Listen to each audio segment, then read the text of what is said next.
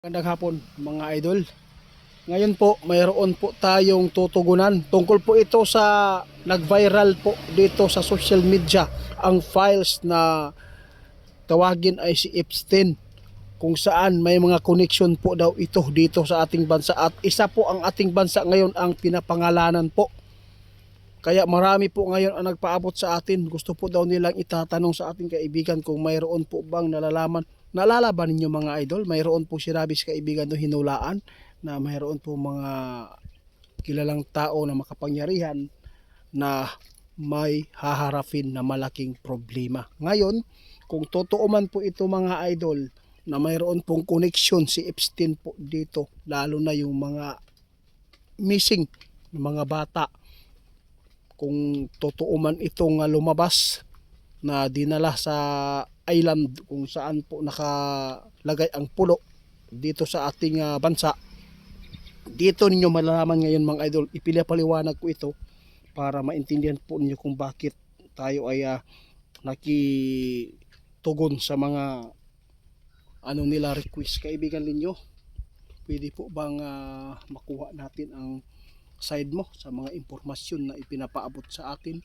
Totoo po ba kaibigan na ang Pilipinas isa po dito sa ginamit po ng mga taong makapangyarihan, bilyonaryo, na yung mga missing po dito na mga bata ay posible bang doon talaga dinala at ang mga Pilipino pa daw ang nag-alaga nito?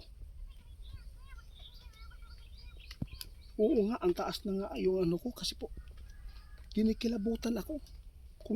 Kung iisipin natin kung totoo po ito mga idol, anong ginawa nila sa mga bata? Kaibigan,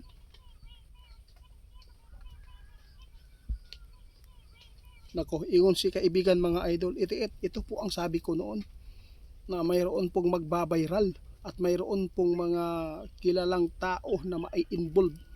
Mayroon pong haharapin na malaking dagok, malaking problema. Kilalang mga tao ito mga idol dahil sa pira.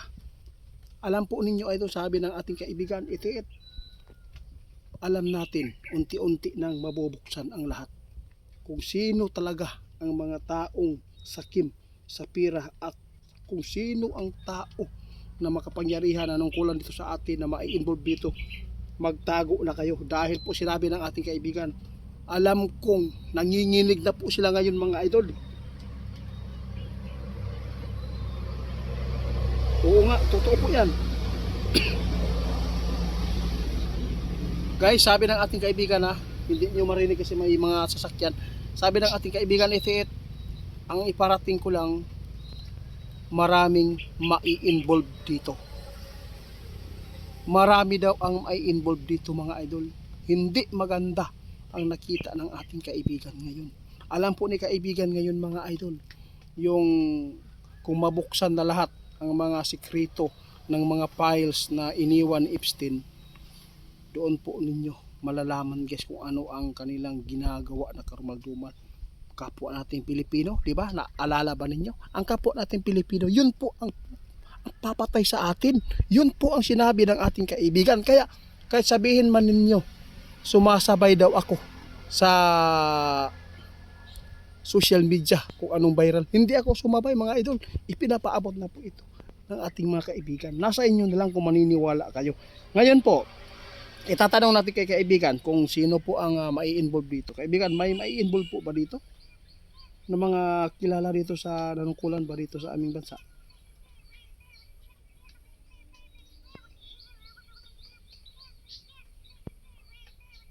Na ito ang sabi ng ating kaibigan itiit, marami sila. Marami ang aming nakikita na may haharapin po na malaking problema. Isa na po dito, hindi na lang natin pangalanan mga idol, no? Maghintay na lang tayo. Kasi yung pasyonistang babae, sali po dito Lalo na yung isa na matangkad, yun po, isa din po siya dito. Alam po ninyo mga idol, kung mabuksan man ito, kung hindi ito mababayaran ang pag-imbestiga, dito na ninyo malalaman kung sino ang mga siksiksik, kung sino ang Anti-Kristo, Alam po ninyo mga idol, ang kumakain ng laman loob o kumakain o at humihigop ng dugo, ito po ang sinabi natin. Ito po sila ang mga antikristo, mga demonyong tao. Kilalanin po ninyo yan idol sa tamang panahon sa pag-imbestiga, dahil po sa daming papilis o files na nakalagay po doon, kasi ang Cambodia daw sali po dito. Imaginin po natin yung mga batang nawawala dito, anong ginawa nila? Pinagpipirahan nila guys, mga banyaga. Siguro itatanong natin kay kaibigan kung mayroon pang mga Pilipino na makapangyarihan din, na may mga pira na makaka-afford sa pag ano ng taong ito na si Epstein. Kung sino ang makapagbigay ng malaking pira guys, maka-abil po siya dito sa mga namising ngayon kaibigan. Mayroon po ba kaibigan, mga Pilipino kaibigan, na makapangyarihan na naka-ano dito, oo, yun po ang pakay ko.